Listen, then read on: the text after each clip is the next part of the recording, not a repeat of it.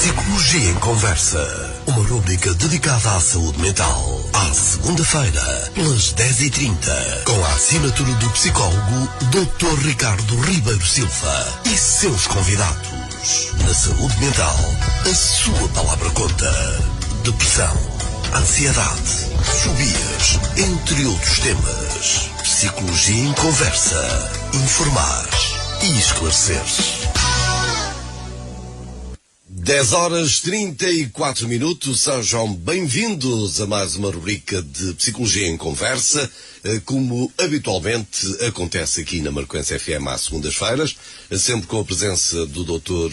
Ricardo Ribeiro Silva, o nosso psicólogo responsável por esta rubrica, e que quinzenalmente convida sempre também um colega da área, especializado sempre em várias temáticas. Ainda há 8 dias atrás estávamos aqui também com o tema do divórcio e quais os impactos nas crianças e nos pais. Hoje vamos regressar com um tema, porque foi uma promessa do tema que trouxemos aqui há 15 dias, a ansiedade, que não se conseguiu falar de tudo, porque de facto, e mesmo hoje se calhar ainda vão ficar muitas coisas por dizer, não é, doutor? Antes de mais, bom dia. E dizer também de que os nossos meios para que possa contactar connosco estão disponíveis, como sempre. O nosso habitual número de telefone, 255-539-098, sempre que entenda que quer participar, a via está aberta. Dizendo também de que o nosso mail, psicologiaemconversa@gmail.com, também está disponível para receber as suas questões. Agora sim, vamos fazer só uma pequena retrospectiva do que aconteceu há 15 dias neste tema da ansiedade, porque a ansiedade é de facto uma palavra que hoje diariamente quase ouvimos num amigo, num familiar, nos órgãos da comunicação social, e nós falamos de facto o que é que era a ansiedade. Eu ia pedir ao Dr. Ricardo que fizesse aqui um bocadinho da peneira do que nós falamos, para depois avançarmos para aquilo que acabámos por não ter tido tempo. O que é que era a ansiedade, quais os sintomas que a ansiedade se podia sentir, se existia alguma relação entre a ansiedade e a depressão. Foi um bocadinho por aqui. Sim. E não tivemos mais tempo a avançar, a razão pela qual tínhamos feito a promessa, e o prometido é devido, não é devido. Se fosse, tinha-se partido. Estamos aqui para cumprir com a nossa promessa. Seja bem-vindo. É mesmo isso, Raul. Antes de mais, bom dia ao Raul e a todos os ouvintes. E realmente é mesmo isso. Ou seja, a ansiedade provavelmente é o tema mais falado dentro da saúde mental, não é? E o tema mais sentido por todos nós, até porque todos nós a sentimos, não é? De uma forma mais ligeira, de uma forma mais acentuada, e eu acho que é passarmos um bocadinho isso. Ou seja, nós temos aqui a explicar um bocadinho o que era a ansiedade, a explicar quais os sintomas, e nós fomos passando também sempre esta ideia de que todos estes sintomas de ansiedade podem ser ligeiros e todos nós os sentimos, ou pode ser uma coisa um bocadinho mais acentuada, e estamos a falar de quadros patológicos ou de quadros com preocupação clínica, e aí sim já é preciso um tratamento mais específico. Claro que eu agora não vou estar aqui a dizê-los todos, obviamente, para aproveitarmos o nosso tempo, mas foi muito por aí que nós temos a falar. E depois, claro, perceber que a ansiedade muitas vezes é transportada para a nossa realidade através de sintomas físicos, daí muitas vezes ser confundido com doenças físicas e levar muitas vezes até que as pessoas recorram ao serviço das urgências, por exemplo, porque têm um problema na respiração, ou porque têm, exatamente, ou porque têm uma dor no estômago, ou porque há qualquer sintoma físico que na verdade a origem dele é psicológica, e que isso não implica que traga um grande transtorno para a pessoa, não é? E um grande sofrimento, independentemente da causa, não é? Porque isso, o que importa não é tanto a causa, mas sim o que a pessoa sente, não é? E isso é que acaba por trazer um prejuízo. O Raul, se lhe doer a barriga porque comeu uma coisa que lhe caiu mal, ou se lhe doer a barriga porque está ansioso, é uma dor de barriga. Não é? Não importa. Claro que eu não estou a dizer que elas são exatamente iguais. A questão é que o que importa é que está lá a dor, está lá o desconforto, isso diminui a qualidade de vida da pessoa, não é? Pronto, e o bem-estar da pessoa, daí interferir sempre com esta questão da saúde mental. Pronto, depois falámos também um bocadinho dessa questão da relação entre a depressão e a ansiedade, e isso é que é muito importante as pessoas perceberem porque é que é tão importante tratarmos a ansiedade, Raul? Por causa desta relação. E quem fala desta relação, eu aqui falo exclusivamente da relação da ansiedade com a depressão, porque é a relação mais flagrante, vamos dizer assim. Ou seja, é mais típica de acontecer. É o que é mais efervescente. Exatamente. Não é? Agora, claro que esta questão da ansiedade depois está relacionada com outro tipo de preocupações que também têm preocupação a nível clínico, não é? Não é só a depressão. É por isso que é importante estes sintomas de ansiedade serem tratados. E isso até era importante, Raul, eu sei que até introduzia já aqui uma das questões que nós recebemos, que era o seguinte, onde é que ela está? Eu peço desculpa, deixa-me só ver aqui. Nós tínhamos uma que era assim, era como posso controlar a ansiedade, e que é importante e que vai à procura disso, e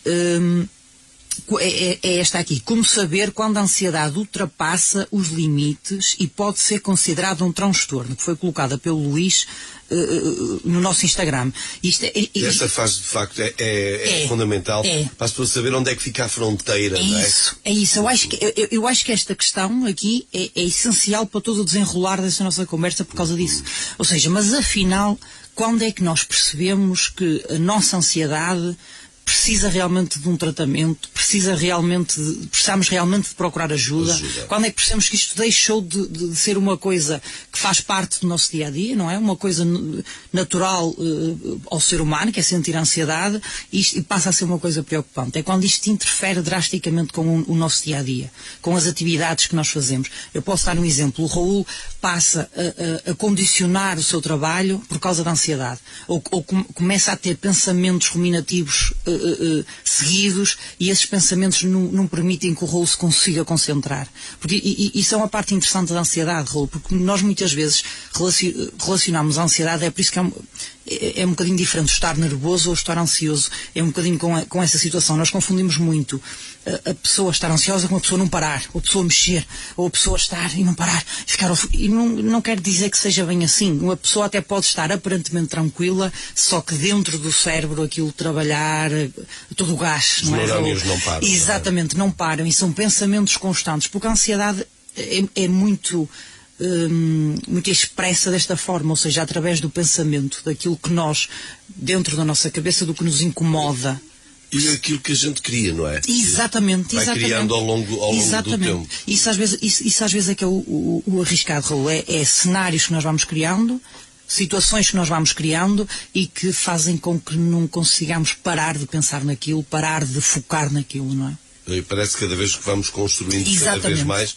E aí é que é importante, às vezes, dar logo os primeiros passos. É isso. Não deixar avançar por uma situação crónica, porque é muito mais fácil depois o tratamento, não é? É isso. E eu avançava para esta questão, então, doutor, precisamente para isto, como controlar a ansiedade? Sim. Essa questão é essencial, não é? E eu acho que eu acho que na grande maioria das pessoas, quando estão mesmo já com aqueles ataques de pânico, com a falta de ar, com o mal-estar, que parece que vai tudo desaparecer, a grande maioria das pessoas nunca associam a ansiedade. É sempre a um outro problema, e é psicológico. É isso, Rui. Depois temos outro problema, que é assim, isto eu depois vou voltar às questões que eu sei que ainda não respondi, mas vou voltar lá. Temos a questão que é, muitas desses pacientes recorrem, por exemplo, ao Serviço Nacional de Saúde com essas queixas. E por exemplo, o médico faz, nas urgências, faz aquele primeiro despiste e percebe que é uma questão de ansiedade, e diz à pessoa que é ansiedade e que não tem nada. O problema é que, na maior parte das vezes, não há mais nenhum reencaminhamento. Ou seja, é a ansiedade, e agora o que eu faço? Exatamente. Eu estou na mesma com falta de ar, tenho os mesmos sintomas. É isso, ou seja, então ali, o que é o objetivo? É tratar os sintomas, certo? Claro. Ou seja, vamos imaginar que o Raul até... Isto não é possível, obviamente, mas imagino que o Raul até tinha ansiedade, mas não tinha sintomas. É assim, então o que é que importa? Não sente nada? Que se lixe, não é? É mesmo assim. Que é daquele género. Ele diz-me que é ansiedade, mas não me diz mais nada, e quem tem a falta de ar sou eu, ou quem tem esta inquietude, não é? Sim. Eu, não é ele. Ou seja, Raul, basicamente o que é que dizemos? Que, olha, ok, isso é ansiedade, mas como isto é saúde mental, olha, não é preciso tratar. Não, é que a pessoa tem mesmo os sintomas. É por isso que esta questão de não se valorizar a saúde mental leva a depois que também haja um entupimento das urgências, porque há muitas pessoas que vão para as urgências desnecessariamente, ou vão para os centros de saúde desnecessariamente, porque não são devidamente reencaminhadas, devidamente aconselhadas. Eu meto de ansiedade, mas devia explicar. o que é que estava a aplicar Exatamente. aquilo, o que é que deveria tomar até como conselho. Exatamente. É isso. Ir a um psicólogo. Exatamente, seja como for, havia de haver uma resposta, até por parte do nosso Serviço Nacional de Saúde, para estes casos, para que depois assim, acabamos por ter um excesso nos serviços, sem qualquer necessidade, não é? De pessoas que estão lá porque, é ansiedade, tudo bem, mas a pessoa sente, a pessoa está mal, é preciso tratar a situação, não é? Mas é que passando o rolo, então, um bocadinho para a tal questão que era o que fazer e como combater. Eu acho que isso é que era muito importante. Ou seja, depois de nós identificarmos os gatilhos, aí sim nós temos várias formas de poder tratar a ansiedade.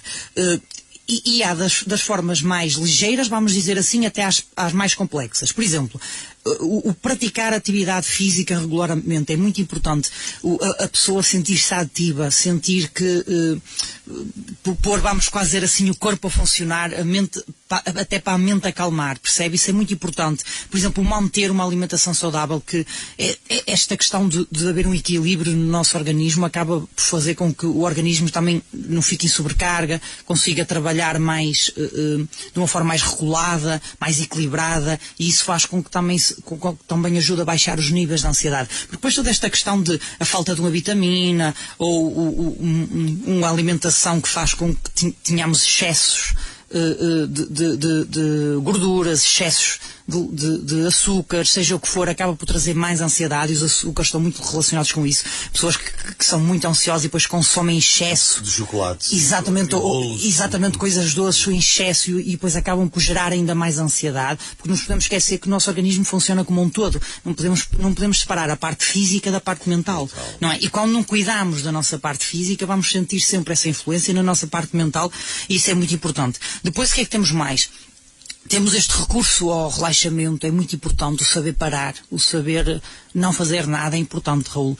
Por exemplo, depois de um dia estressante, o Raul conseguir chegar a casa e não fazer nada, simplesmente conseguir relaxar. Claro que depois há técnicas, e nós até já falámos aqui um bocadinho quando veio... Exatamente, quando veio aqui a terapeuta Marta, já falámos um bocadinho, por exemplo, da hidroterapia, do relaxamento, da massagem, tudo isso é ótimo e ajuda muito na ansiedade. Agora, nós podemos simplesmente fazer o mais básico, que nós temos gratuitamente acesso em casa, que é o saber parar. Porque nós hoje em dia vivemos de uma forma muito rápida, não é? Tudo acontece. Isto para que os nossos ouvintes percebam é chegar a casa, parar, sentar-se num sofá, nem que fez só fechar os olhos e dizer assim, tentar, exatamente, mesmo que os problemas venham assim, mas eu não quero pensar, e tentar libertar. É isso, Raul, sem estímulos, isso é muito importante. O que é isso sem estímulos, sem estar... claro que se o Raul põe uma música relaxante, principalmente sem letra, tá bem? Isso é muito importante, porque essa questão de não haver letra, é para, porque a letra... não estar a raciocinar exatamente, a mensagem. A música interfere muito com o nosso cérebro, não é? E depois há gatilhos nas músicas que nos vão remeter para certas situações, não é? Então imagino que o Raul até gosta muito de uma música do Fernando Daniel, vamos dizer assim. Só que a música dele é relacionada com um tema de uma desilusão de amor.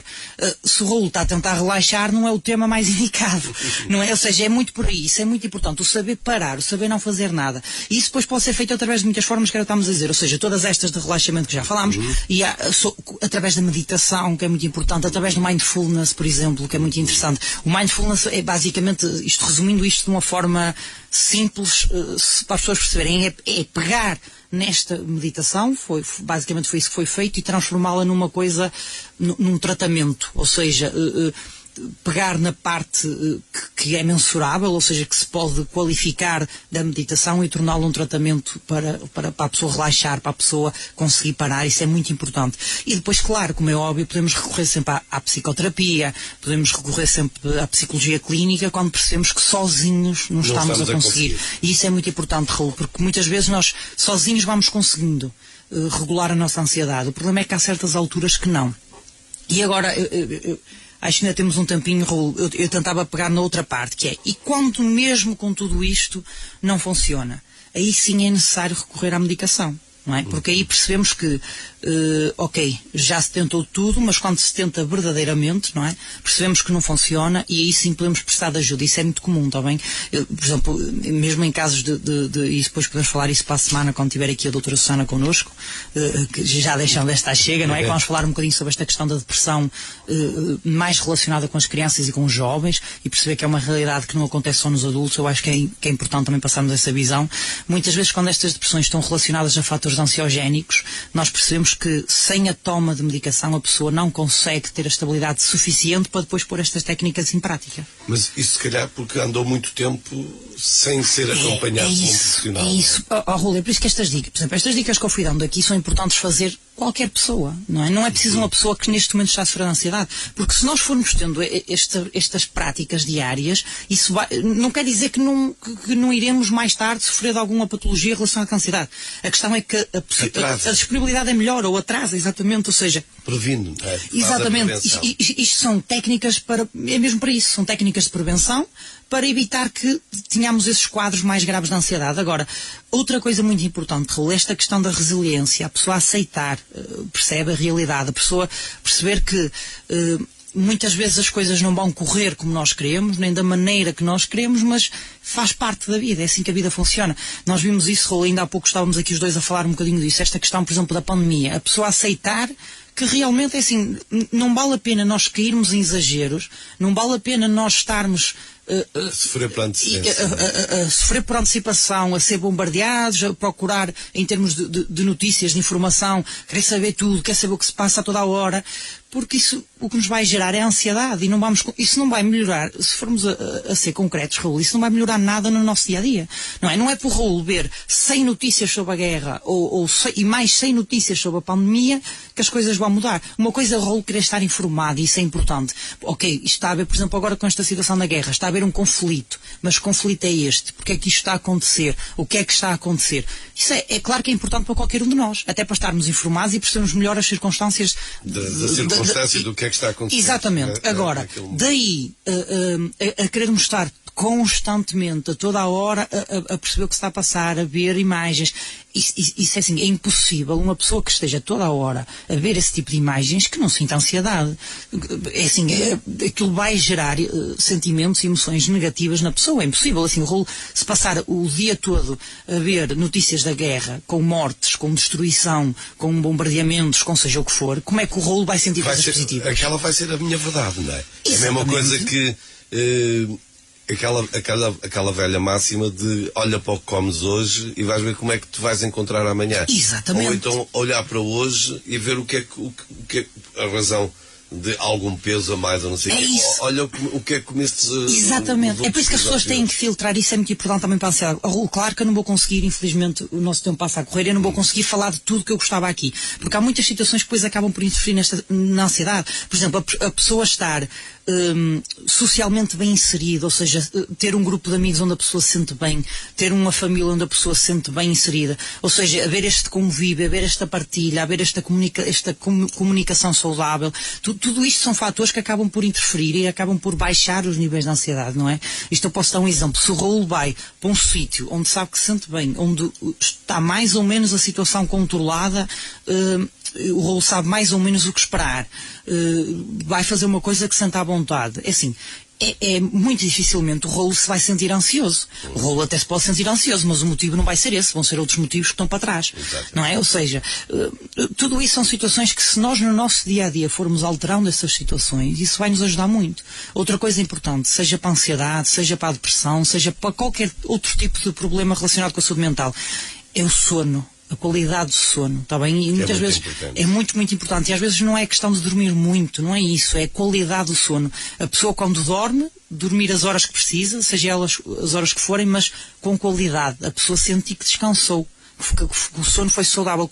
Geralmente quando estamos a falar de quadros mais graves, a pessoa vai sentir sempre no sono. Seja quadros de ansiedade, seja quadros de depressão, seja de outro tipo de perturbações psicológicas ou psiquiátricas, a pessoa acaba por sentir alterações no sono. Porque o sono está muito relacionado com a saúde mental e com a falta de saúde mental, vamos dizer assim. É por isso que imagino que agora o Raul passava 20 anos ou 30 da sua vida todos os dias a dormir mal, a possibilidade do Raul vir a sofrer de algum alguma demência, alguma perturbação psiquiátrica é muito maior. Não quer dizer que vai acontecer, obviamente, certo. Mas a questão é que essa possibilidade aumenta. É isso. É por isso que é importante as pessoas perceberem que geralmente são estes sintomas que nós vamos sentindo e são estes sintomas que nós temos que tratar para conseguirmos depois ter mais estabilidade, não é? E para que o nosso cérebro depois funcione. Porque é que muitas vezes as pessoas dormem mal e depois começam a ter perdas de memória e tudo, porque é durante o sono que o cérebro vai solidificando a informação no nosso cérebro. Ou seja, é aí que a informação vai ficando fixa, vamos dizer assim. E se a qualidade do nosso sono é má, é normal que depois muita informação se vá perdendo e a pessoa acaba por não se esquecer ou por não se lembrar, vamos dizer assim. É por isso que isso é muito importante. Nós por exemplo, vimos muito na universidade, isso eu falo com conhecimento de causa, infelizmente, mas todos nós passamos por essas fases, que é, vamos estudar muito até tarde, não sei o quê, depois às vezes até chegamos ao exame e corre na mesma mal. Porquê? Porque não houve aquele tempo de descanso para o cérebro assimilar toda a informação. Não é? Isso acaba por ser prejudicial. E depois é aquela velha máxima que faça amanhã. E depois há a outra que diz, não deixe para amanhã o que posso fazer hoje.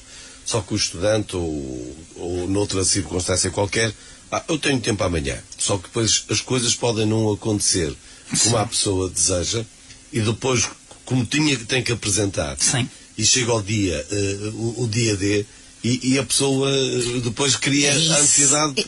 Exatamente. Às vezes por um bocadinho falta de responsabilidade. E depois o que acontece? Acabamos por acumular e quando acumulamos muita coisa junta, isso então é que gera ansiedade, não é? Em níveis muitas vezes que não nos permitem fazer o que faríamos se tivessem divididas as tarefas, não é? Muito bem. Doutor, eu agradeço-lhe mais uma vez esta semana a sua presença sobre a continuidade deste tema e que mais haveria aqui para darmos a continuidade. Mas acho que os nossos ouvintes pelo menos compreenderam um bocadinho do que é a ansiedade, o que ela pode provocar e o que devem fazer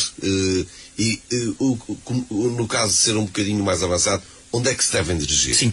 É um profissional. Sim, é isso, sempre um profissional de saúde e procurar essa ajuda, nem que seja com um médico de família, seja com alguma entidade relacionada com a saúde e tentar procurar ajuda para tratar essas situações. Isso é sempre muito importante. E só aqui uma nota muito rápida, Raul, é dizer o seguinte, é importante a pessoa depois perceber que, consoante o caso, consoante a situação, existem muito mais estratégias para controlar a ansiedade e para eliminar estes gatilhos, como nós falávamos há pouco. Muito obrigado mais uma vez. Voltamos de hoje 8 dias para mais uma Psicologia em Conversa.